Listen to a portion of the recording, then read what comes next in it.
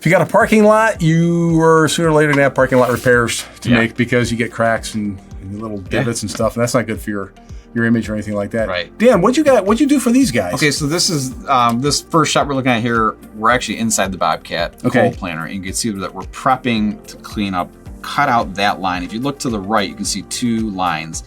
It almost looks like there's gravel in there. That's actually the ground up asphalt.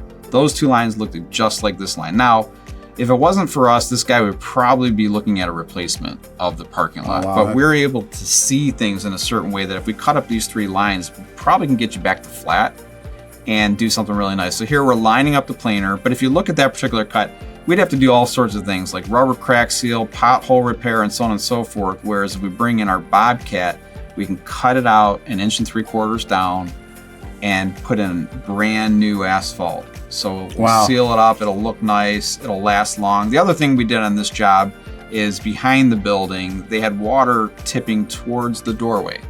And this is actually, believe it or not, this is in Lakewood, but it's a residential / retail. So there's retail in the front, but there's residents up above. This is the resident doorway.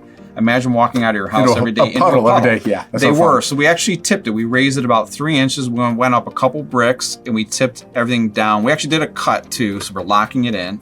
We did a cold plain cut here, locked it in, and we're tipping that this way. We're also putting a little bit of a fold in it. There's a little fold there because you can see right down there, there's a line there. That's where the sewer is, right outside there. So we kind of folded it and tipped it to make sure that when they walk out, I mean, it was kind of funny. The next day we went there, we had seal coated this whole thing up. He already had like the carpet mat out on the parking lot for his tenants, and he was super happy. Oh, great! But that's a nice. Tenants really appreciate it too. Yeah, it's a nice. I mean, with us, our equipment is pretty compact, so we can get into tight spots. Yeah, that wasn't a huge parking lot. I mean, wasn't huge. We did have it was tight, but we had purposely bought certain types of equipment to get into tight spots. Fit more places. We've done stuff in Ohio City, like down side alleys and some crazy stuff where you're like, oh man, how are we going to get all this big equipment in here?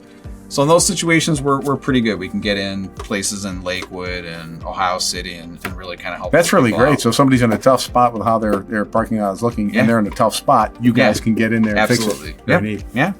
So if you guys have a parking lot, big or small, we can help you out. We got the right equipment to do big and small parking lots.